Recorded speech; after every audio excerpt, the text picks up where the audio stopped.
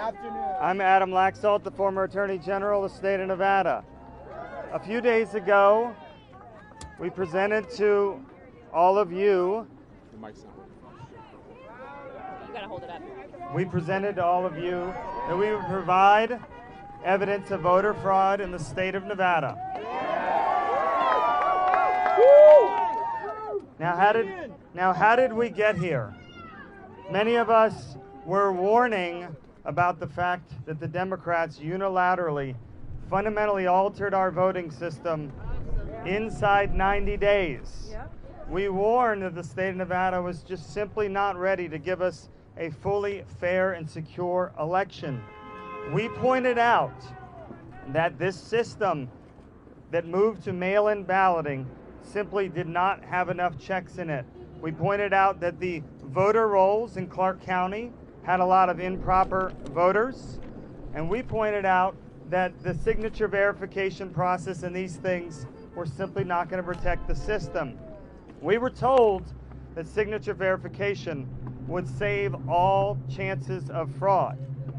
But what we've discovered is that we have over 600,000 votes that have been counted in the state of Nevada through the mail-in system. This campaign has not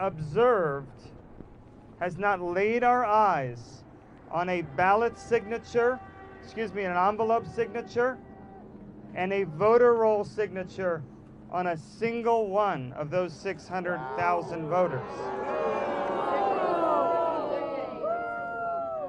And in particular, the Clark County Registrar went with a machine called the Agilis machine.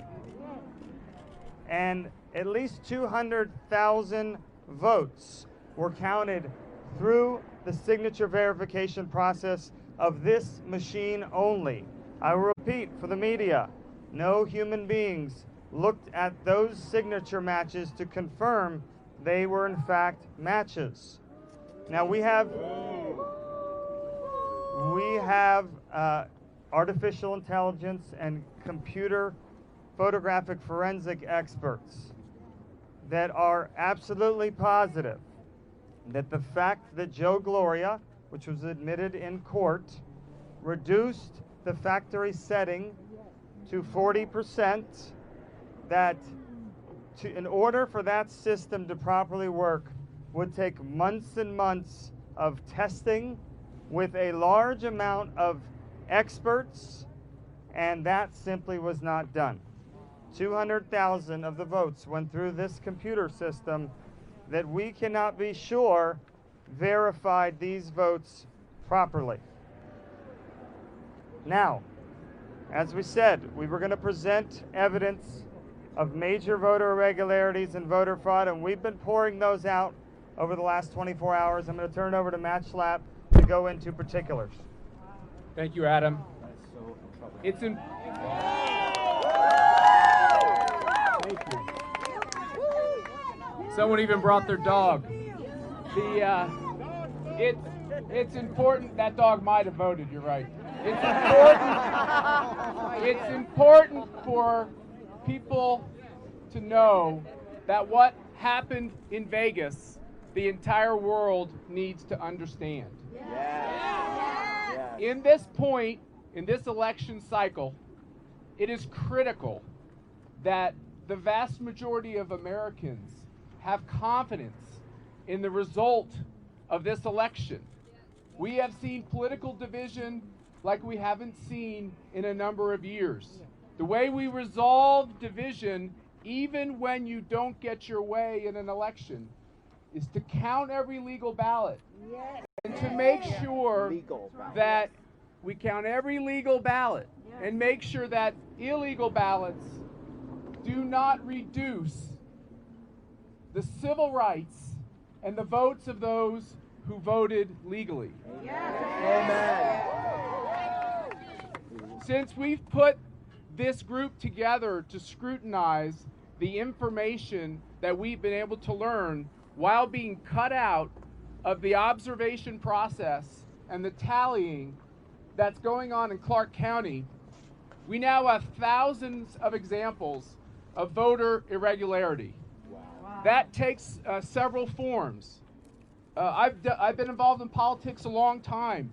I was shocked to learn from our hotline, from the conversations we've been having, from things sent to the website, that hundreds of Republicans were disenfranchised, were denied the right to vote, both on election day and leading up in the early vote. They were put through a process that proved impossible to satisfy in order to cast their legal vote. We will be finding and investigating and going through all of these examples, of which I said there are hundreds. Dead people voted in Clark County.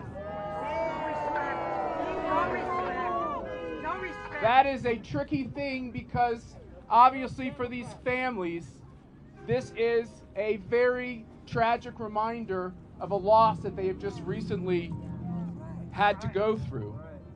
We have two examples that we have talked about and want to talk about today. One is the death of Rosemarie Hartle in 2017. The other is the death of Fred Stokes Jr.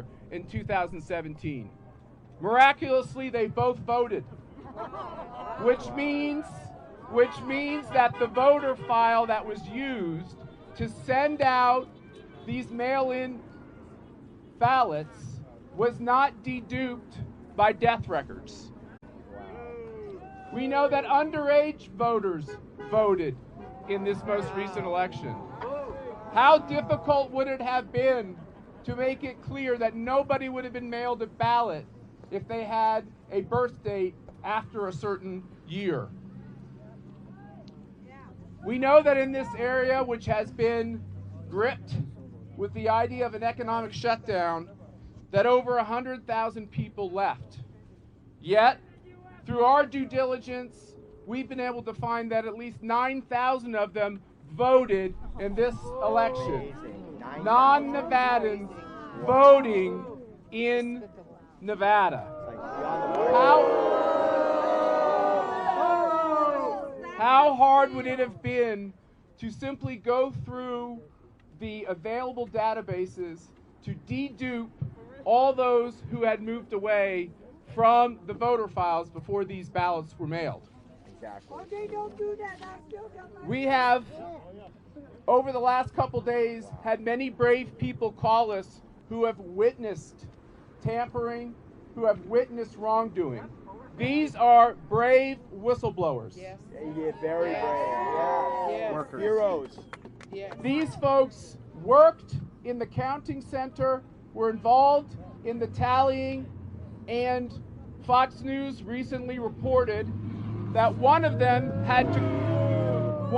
whistleblowers had to quit, and I'm going to just use the male pronoun, had to quit his job after he worked on about 14,000 ballots. When he would raise objections to clearly improper ballots, he was told by his supervisor to put them through the process and count them anyway. This whistleblower believes that there were other such employees who were also uncomfortable with the fact that when they could see clearly objectionable ballots, they were still forced to put them in the tally. These ballots can never be taken back out of that tally. These ballots, there's no way to remedy ballots that were put in an improper way. A second whistleblower we have not talked about before described leaving on, and I'm going to use the male pronoun again, leaving on his lunch hour. And while he was on his lunch hour, he decided to exercise around the counting center. While he was walking, he noticed a van pulled up at the center marked Biden-Harris. The doors of the van were open, ballots were clearly visible, ballots were opened with letter openers, and ballots were filled in and resealed in envelopes. these people who were involved in this activity then decided to create a human shield around what they were doing in the van. Treason. It's important for you to understand that as we are coming and making public,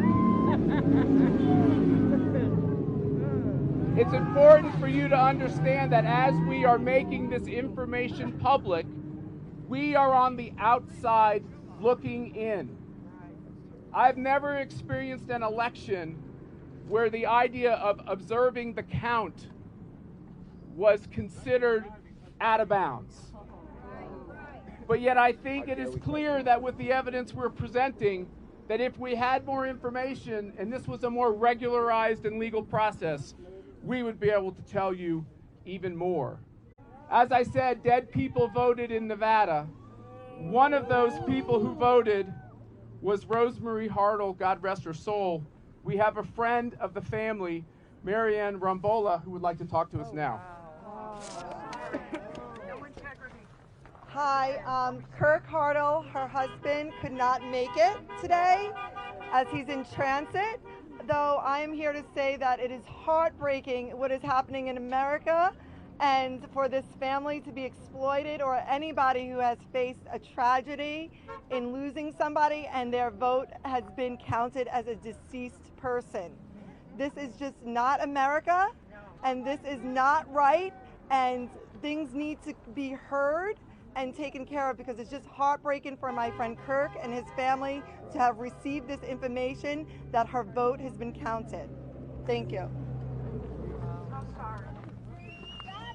Thanks a lot. Thank you. We now want to hear from Chris Prudhomme from the Nevada GOP. Chris, please come forward. Hello, guys. Hello. Hello, guys. My name is Chris Prudhomme with the Nevada GOP. I've been fortunate to spend a lot of time in the office in these obviously recent weeks and experienced a lot of unfortunate things that have obviously transpired. Very disturbing things. I've actually talked to a father myself.